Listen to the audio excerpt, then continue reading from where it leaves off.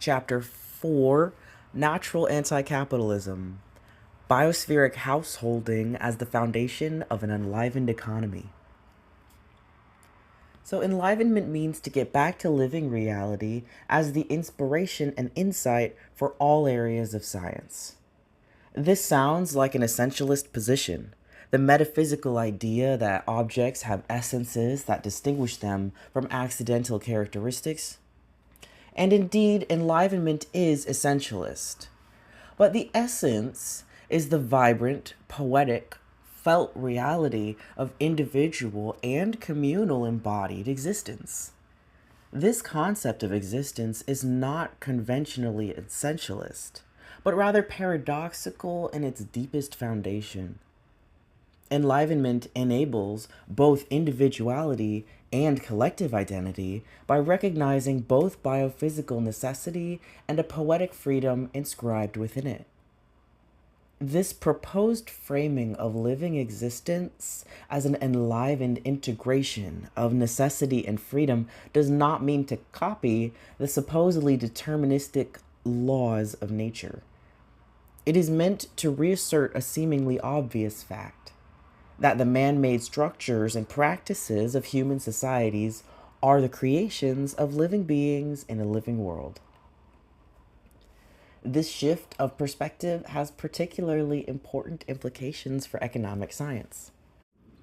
The double metaphor of economy logy, if applied in a proper, non-reductionist way, provides a perspective for seeing all living household processes, ecological or human, from the same angle.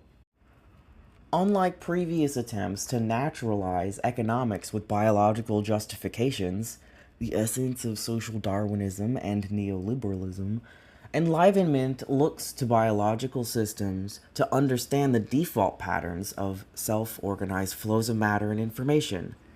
We quickly come to realize that exchange processes in living ecological spheres are neither efficiency-oriented nor controlled by external forces that render individuals impotent and without agency. Nor are living spheres bereft of intentionality, sense of self. They are instead a paradoxical and always embodied combination of different levels of selves realizing themselves through material and meaning-based exchanges. If economic theory was unburdened from its Darwinistic optimization content and the notion of market were to give way to the idea of household of and with the biosphere, we can more clearly see how economic processes that enhance life could be designed. We could even see that a certain form of householding, which is undergoing a huge renaissance at the moment, is clearly favored by nature, the economy of the commons. From the standpoint of enlivenment, nature is a commons economy consisting of subjects that are continuously mediating relationships among each other. Relationships that have a material side, but also always embody meaning, a sense of living, and the notion of belonging to a place. Stone Age economics. It is interesting to note that primitive and prehistoric economies, ways to provide food, shelter, and of relating to the environment, have many similarities with commons of economies. Many archaic cultures do not differentiate between nature and culture or animate and inanimate. The two sets of opposites are organically integrated into a single worldview. Such cultures do not restrict their ways of relating to ecosystems to the non-human world. Again, their modes of thinking and perceiving integrate a multitude of actors, including other humans, all of which are continuously entangled in interactions.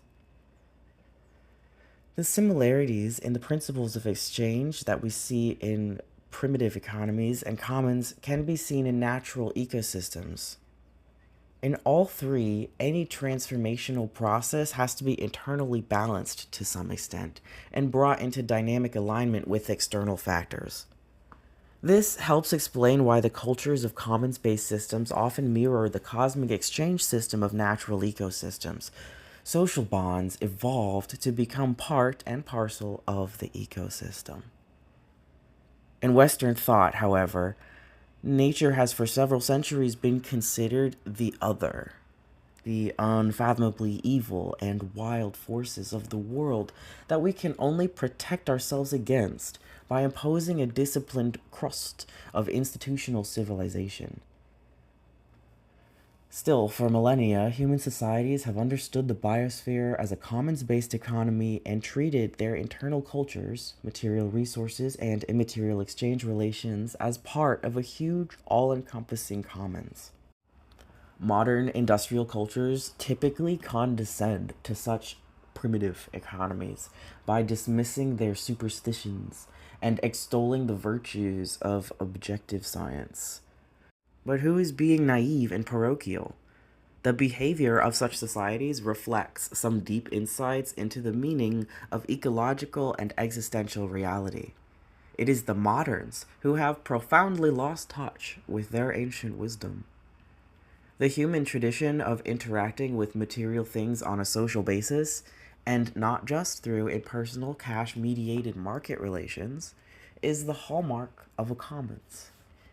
It holds great promise for building a more sustainable future because it represents the building blocks of an embodied economy in which humans are tightly integrated with the more than human world. The ecological and psychological realism inherent in this worldview holds many lessons for us today. For human actors are materially a part of the world they are dealing with, and their individual experiences of meaning derive from ways in which their material interactions are organized. An economy that does not exclude non-human beings and land also does not distinguish between material exchange processes and meaningful human relationships. Reader's note. I have to make a note here just to disagree with the author. I am fully aware of non-human beings as equally existing in the material plane as well as the embodied one and having just as much capacity to interact in either sphere. I do think that they are insulated out of human interactions, and I don't think that is a testament of their ability or even relevance to this process. I just see it as a byproduct of anthropocentrism, and anthropocentric motivations over time have built a very insulated idea of meaning, and relegates the non-human sphere to a very specific and lesser subservient even role. Many of the times land also is an essential part of a larger system, a larger self that is made up by a material and meaningful body. It holds and has the capacity to hold many different realities on top of it as its entire organization, land, ecosystems, and then societies that exist in these systems. It is not exclusive to humans, nor can recognizing the validity of the selfhood of land or non-human animals and other life forms that does not conflict with our ability to understand material exchanges and meaningful exchanges as separate. I had to make that note in there as a person with a perspective in this process of sharing information. Commentaries note over. I'm going to continue with the next part of this chapter. The economy of living nature, the circle of the gift. Nature, understood as a creative process of interacting embodied subjects, can serve as a model for an economic concept of the commons. Basic structures and principles of natural commoning, self-organizing, dynamic, creative, have been the basis of a biospherical evolution. I argue that the principles of self-organization in nature provide a template for any commons economy. These principles include general principles, local rules. Every patch of living earth functions by the same ecological principles, but still each is a unique individual realization of these principles. In a temperate forest, for example, there are different rules for flourishing than in an arid desert. Each ecosystem is the sum of many rules, interactions, and streams of matter which share common principles but are locally unique. Interbeing, balance of individuality and the whole. The primeval biological principle is, as naturalist John Muir put it, everything is hitched to everything else. In the ecological commons, a multitude of different individuals and diverse species stand in various relationships to one another. Competition and cooperation, partnership and predatory hostility, productivity and destruction. All those relations, however, follow one higher principle. Only behavior that allows for the productivity of the whole ecosystem over the long term and that does not interrupt its capacities of self-production will survive and expand. The individual is able to realize itself only if the whole can realize itself. Ecological freedom obeys this basic necessity. The deeper the connections in the system, the more creative niches it will afford for its individual members. New species can alter the equilibrium of an existing system, opening up novel opportunities for growth and innovation. On the other hand, if the set of ecological relationship changes for some reason, individuals of a certain species may have access to fewer and fewer resources and eventually go extinct. Keystone species, for example large herbivores in temperate grasslands, provide and anchor down the equilibrium for a whole landscape. Large herbivores need savannas to thrive, which in turn must be grazed to remain intact. Strict non-dualism. There are no commons without commoners. Living beings not only use the commons provided by nature, they are physically and relationally a part of them. The individual's existence and the commons as a system are mutually interdependent. The quality, health, and beauty of this system is based on a precarious balance that has to be negotiated from moment to moment. Individual organisms cannot have too much autonomy lest they destabilize the commons by letting free riders overexploit the system. For example, pests, like crown of thorns starfish disease in tropical coral reefs. But conversely, the system cannot impose overly strict or hostile controls, lest it interfere with the natural process of the system. For example, heavy use of fertilizers or pesticides disrupting natural processes.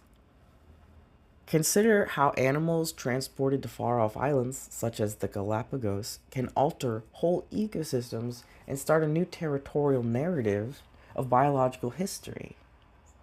The simple lesson here is we cannot separate the individual from the whole. They are both parts of one bigger picture. Material resources are linked to immaterial meaning and sense.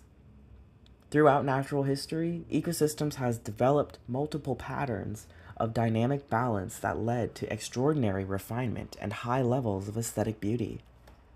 The forms and beings of nature amount to ingenious solutions for maintaining delicate balances in a complex system. The beauty of living things stems from the fact that they are embodied solutions of individual existence and connection. It is why most humans experience feelings of belonging and connection with other living systems. Reciprocity. Loss at individual level affects the whole and vice versa. All systems have a balanced level of health. If disruptions or damage force the individual, community, or species to experience too much stress, then the resilience of the whole will weaken. The balance level is not a fixed threshold, but more of a zone for observing what Varela and Maturana call disruptive perturbation. Stress that exceeds the structural resilience of the system means that the system cannot produce a surplus of meaning, i.e., it cannot provide its gifts on other parts of the ecosystem. The degree of tolerable stress can be very difficult to observe and even more difficult to predict. A second important point is that the existence of a balance level does not mean static equilibrium or homeostasis. It is a dynamic negotiation among the system's elements about exactly how far it can stretch to accommodate the stress. Tolerable stress, which includes minor and major catastrophes, can actually be a stimulation as long as it remains within ecotone levels. An ecotone is the patchy fringe between two or more specific areas. Beyond that, disruptions can become devastating for the whole, eventually destroying it. On a larger system level, this destruction will lead to a new equilibrium, but not with the same players as before. Property. No copyright. Copy left is always rewarded. Nothing in nature can be exclusively owned or controlled. Everything is open source. The quintessence of the organic realm is not the selfish gene, but the openly available source code of genetic information that can be used by all. The genes being patented today by biocorporations are non-rival and non-exclusive in a biological sense. That is the only way they may generate biological and experiential novelty. DNA has been able to branch into so many species only because all sorts of organisms could use its code, tinker with it, and derive combinations that were meaningful and useful to them. This is the way Homo sapiens came about. Nature was playing around with open source code. Some 20% of our genome alone consists of formal viral genes that have been creatively recycled. Resource trade as gift exchange. As there is no property in nature, there is no waste. All waste products literally are food for some other member of the ecological community.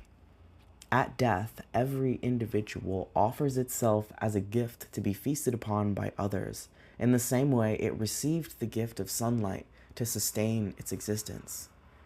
There remains a largely unexplored connection between giving and taking in ecosystems in which loss is the precondition for generativity. A thorough analysis of the economy of ecosystems can yield powerful guidelines for new types of enlivened economy, an economy based on commons. We should look to natural processes as expressions of the natural history of freedom to guide our thinking about how to transform the embodied material aspect of our existence into a culture of being alive.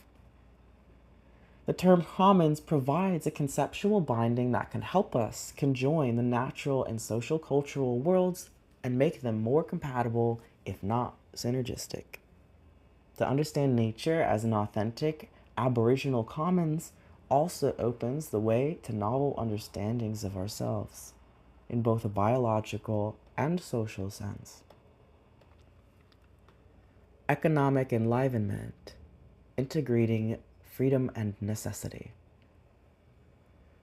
If nature actually is a commons, it follows that the only possible way to achieve a stable, long-term, productive relationship with it is by building an economy of the commons. It can help dissolve the traditional duality of humans and nature and orient us toward a respectful, sustainable model of engaging with the more than human aspects of nature. The self-realization of Homo sapiens can be best achieved in a commons, simply because such a culture, and thus any socio-economic system, is our own species-specific realization of natural existence. It is our individual cultural interpretation of the principles of the biosphere. Although the deliberations that have led us to this point stem from a thorough analysis of biology, their results are not biologistic in the sense of applying only to biological phenomena or reducing everything to biological phenomena. Quite the opposite. Analysis shows that the organic realm is the paradigm for the evolution of freedom. Natural principles may impose certain necessary parameters to life, but those principles are non-deterministic and allow for significant zones of creativity and autonomy. It is necessary to acknowledge a profound paradox in the meaning of freedom here. I want to make clear that the enlivenment idea of freedom is different from the freedom that the free market / neoliberalism constantly invokes. One could say that the latter is a narrow, selfish form of freedom, consumer choice, individual licentious hedonism, while the former is a more adult, serious notion of freedom because it acknowledges the reality of the community, time, and any individual's living conditions.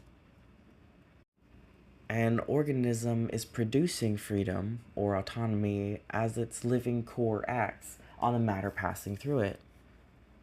It reacts to influences with its own dispositional traits, not in the deterministic style of a causal chain. Therefore, individuals possess a certain degree of autonomy over its material circumstance, but at the same time, it is dependent on it. This is the core paradox. Freedom is made possible only by obeying necessity. Only a strong limitation empowers autonomy, another paradox. The living individual, though an independent agent, is totally dependent on its surroundings, which are needed if an individual is to have food, shelter, and community. Freedom, therefore, in a certain sense, always presupposes a negotiation with necessity. One might even call this commoning. Biological freedom in this sense is always freedom in and through relation. Therefore, it does not have much to do with the idea of unfettered individual freedom that free market advocates champion.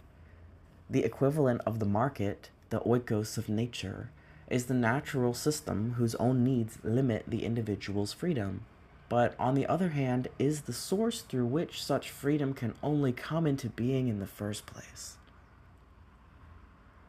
This argument is a paradigmatic showplace of how an enlivenment approach can augment the enlightenment position.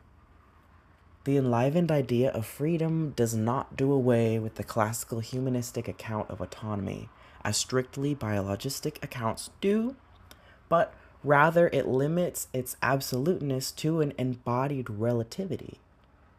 There is no such thing as an individual freedom detached from the living world, and any attempt to claim it inevitably will violate the necessities of embodied life, of an organic being's living needs. So from an enlivenment viewpoint, freedom, as enframed in constraint, is a natural process. The basic idea of the commons is therefore grounded on an intricate understanding of freedom and its relationship to the whole. The individual enjoys many options of self-realization, but the only viable ones depend upon the flourishing of the life/social systems to which it belongs. To organize a community between humans and or non-human agents according to the principles of the commons means to increase individual freedom by enlarging the community's freedom. Both expand together and mutually through one another.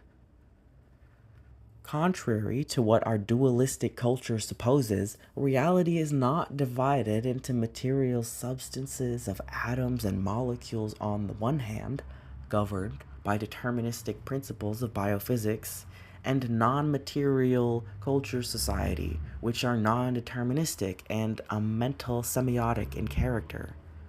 The truth about living organisms is that they depend on a precarious balance between autonomy and relatedness to the whole on all their levels of functioning. Biological evolution is a creative process that produces rules for an increase of the whole through the self-realization of each of its members. The rules are different for each time and each place, but we find them everywhere life is. One could say, indeed, that they are basic structures of any enlivenment.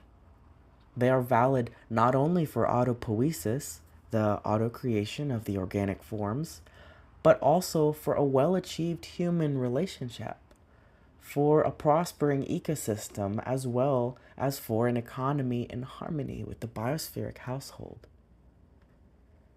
As it happens, these rules are the operational principles of the commons. They offer practical ways for commoners to build a new economy that is in greater alignment with natural systems by limiting externalities that harm the rest of the ecosystem and other humans, by generating abundance for the large whole, by providing a new vision for human development, and by fostering social and ecological exchanges that are enlivening. Taken more broadly, the idea of enlivenment might be able to provide a unifying principle for the economic and also social sciences to dissolve the supposed opposition between nature and society culture. It has the potential to blur and transcend the dualistic separation that our thinking has imposed on the ecological and social realms. Any structure that aspires to function as a commons faces the challenge of realizing the well-being of the individual while not damaging the surrounding and encompassing whole. A significant liberation occurs through the process of enlivenment because one need no longer separate theory and practice. The two can be constructively conflated, freeing us to build what can actually be built and to avoid chasing after totalistic utopian theories. Reflections on theory need no longer take place in some separate, isolated realm controlled by a priesthood of experts.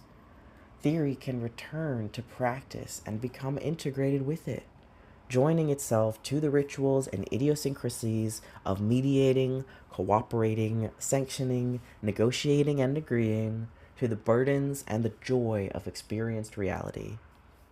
Once we are able to see through the lens of enlivenment, we will recognize that the practices of a commons economy are identical with the practices of embodied existence.